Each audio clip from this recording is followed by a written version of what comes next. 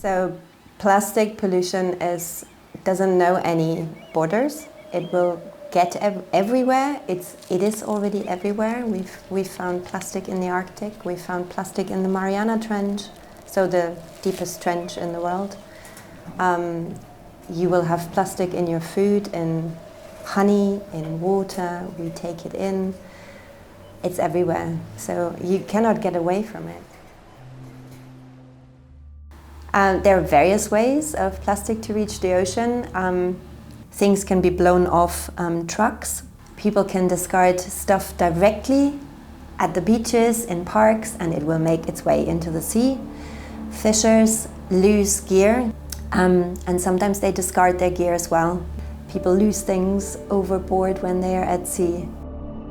Microplastics tend to carry quite a lot of chemicals. Filter feeding whales will have a problem with microplastics, for example, because they filter the water, but they also eat the smallest animals.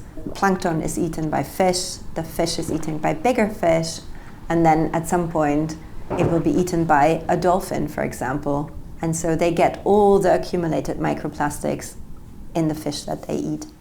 We know that plastic affects whales and dolphins. They can ingest it, they can eat it, and they can get entangled in it.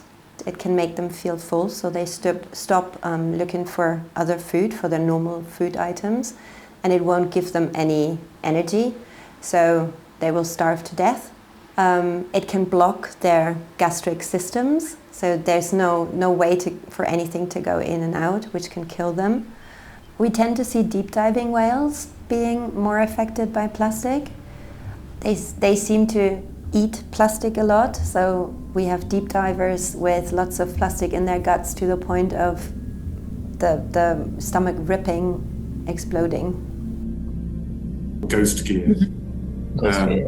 And there's something about that which is that actually it carries on killing. It's a killing machine, and because a lot of it is made with plastics, as opposed to originally it would have been made with organic material, it would have broken down. It's just kind of, it's there forever. There was a sperm whale found off the coast of Spain, I think, and it had basically a greenhouse in its stomach, one of those plastic kind of greenhouses. One example was a rhesus whale in America, and it stranded and died on the beach, and they did a necropsy where they looked what was the cause of death, and they found a small piece of plastic, and it was something like 6.7 by 10 centimeters, if that. But it was quite pointed, and it had injured the stomach wall, the stomach lining, and so the individual died because of this injury, because of this one little piece of plastic. Matt Savoca, who was asked this question, and he said that the impact of killing 3 million whales in the 20th century had the equivalent environmental impact of destroying the entire Amazon rainforest. By being in the ocean and swimming between the surface and the depths of the ocean, they circulate nutrients, and whales tend to poo at the surface. So they have a punami at the surface, which feeds all the plankton, and so makes it possible for the plankton to produce oxygen. So, and then they circulate the nutrients that they've pooed out as well. So there's the circulation, there's the carbon in the bodies, and there's the carbon that they lock away when they die. So whales are incredibly important for the climate, because everybody thinks it's the underdeveloped countries that have the biggest problem, but it's not. We have the same problems here. You might just not see it that much because we have microplastics. They might have the bigger floating plastics. And so there will be problems that we don't even know just yet. We don't know how plastic affects the health of people or of animals, of the smallest organisms to the biggest organisms. So there's a lot that we still don't know, but it is everywhere. That's something we know.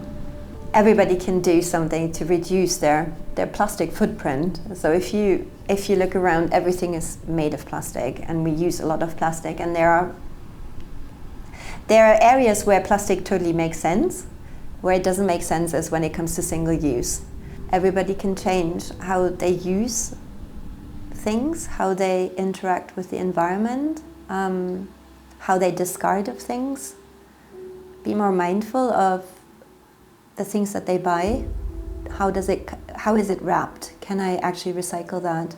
Do I need this item, or do I already have 20 very similar items at home? And so there's always hope for us. There's always hope, because I think people wake up to the fact that there's a problem out there. People are part of the problem, but we can also be part of the solution. Just in general, be a bit more mindful of your footprint in the environment, and that will also filter down to the sea, to whales and dolphins.